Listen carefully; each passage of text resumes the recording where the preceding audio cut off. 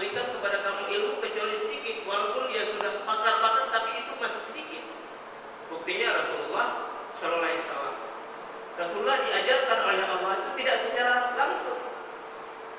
Tidak semua Al-Quran itu 30 juz. Sebenarnya Allah mampu ditempelkan 30 juz masuk ke dada. Mampu nggak Allah? Mampu. Tapi Allah tidak. Inna nahnu nazzalna 'alaikal Qur'ana tanzila. Sesungguhnya kami turunkan Al-Quran itu bertahap-tahap. Makanya Iqra dulu, habis Iqra baru ya ayyuhal muddatsir, habis muzammil ya ayyuhal muzammil, habis itu wa anzir ashiratakal aqrabin, sampai terakhir al-yauma akmaltu lakum dinakum wa asmantu 'alaikum nikmati wa raditu lakum al-islam dinan. Selesai 30 juz, 114 surah, 23 tahun. Cukup umur Nabi baru selesai itu ilmu Nabi. Jadi kita ini menyampaikan Islam ini berdasarkan ilmu yang kita ketahui, dan itu adalah kebaikan. Nah inilah, makanya semua kita, kalau tadi sedikit disinggung oleh Ustaz, ada orang yang biasa ikut tahlil, baca yasin, itu satu kebaikan. Saya sering, kalau saya dibesarkan di keluarga Muhammadiyah, dari TK sampai SD, sampai di pesantren, sampai di universitas. Jadi kalau yang masalah-masalah bid'ah itu udah melotot.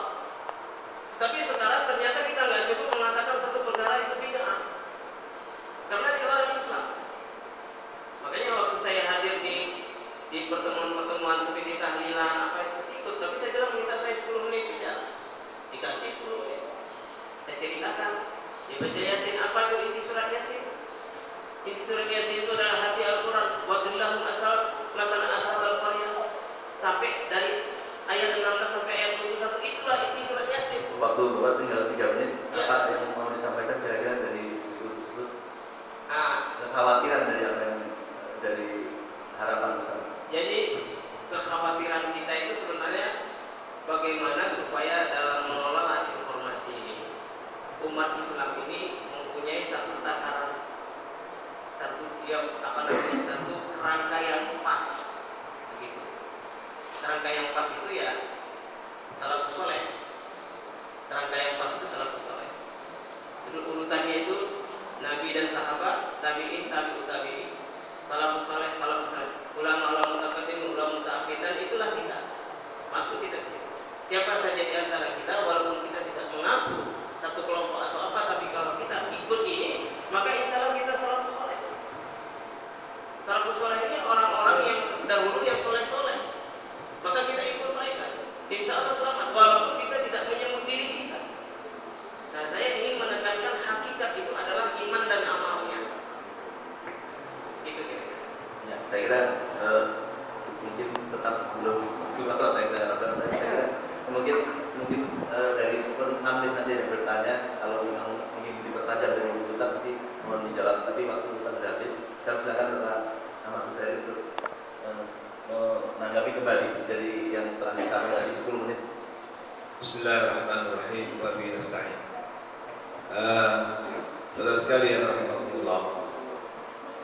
Jadi dalam menyikapi setiap perbedaan yang ada di lapangan, memang untuk zaman-zaman sekarang ini, di saat umat Islam dalam kondisi terburuk dalam banyak aspek kehidupan, umat Islam terpecah-pecah, maka yang paling tepat adalah bagaimana kita mengedepankan sebuah syiar, ya, nata'awan fima ittafaqna alaih wa ya'tadir ba'duna ba'dha fima ikhtalafna. Itu bagaimana kita saling bahu-membahu, tolong-menolong terhadap apa yang sudah kita sepakati. Saya ingin tanya, kira-kira kalau kita buat list apa yang kita sepakati dengan apa yang kita berbeda dengan saudara kita, kira-kira banyak yang kita sepakati atau banyak yang berbeda? Banyak yang kita sepakati apa banyak yang berbeda? Pasti akan banyak yang sepakati. Nah, di sini nata'awun fima ittafaqna alaih. Kita saling bahu-membahu, menolong terhadap apa yang sudah kita sepakati. List yang kita sepakati itu begitu banyak daftarnya. Coba itu kita bangun bersama. Kelompok apapun kita bangun bersama. Saya kira akan menjadi sebuah kekuatan yang dahsyat. Kemudian wa ya'tadil ba'duna ba'dha fima ikhtalafna fihi. dan kita saling saling memberikan udhur, saling toleran terhadap apa yang kita berbeda. Selama perbedaan itu berbeda dalam masalah umur istihadian, umur khilafiyah, far'iyah. Tapi kalau tidak urusan prinsip, ya, ketika ada seorang bocah bawa batu, kemudian orang semuanya minta memperkan batu itu, kemudian bahkan kotorannya ini, nah itu kita nggak boleh biarkan kalau ada fenomena seperti itu. Itu usul itu udah prinsip itu. Ketika ada saudara kita bilang mau haji tapi perginya ke Gunung Fulan, keliling, tawaf di sana, nah itu udah prinsip itu nggak bisa kita toleran. Itu prinsip. Ketika ada saudara kita kemudian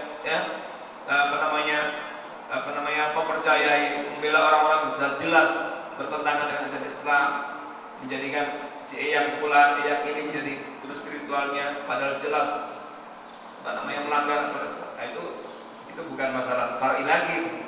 Kalau itu harus masalah prinsip, masalah prinsip. Nah, maksudnya ini mari kita bangun. Kemudian wayak dari ba'dun. Kenapa? Karena sebagian saudara kita itu kadang-kadang yang terjadi itu adalah ijtihad, beberapa hal ijtihad.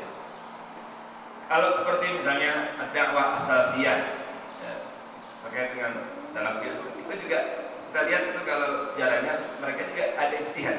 Itu kan harakatul Islam, sebuah gerakan perbaikan yang terjadi pada saat kemunduran umat waktu itu, tahun 1700-an. Jadi umat itu dalam keadaan mundur, dalam keadaan ini. Ya, ada ijtihad yang boleh jadi untuk ijtihad di masyarakat sana tepat waktu itu.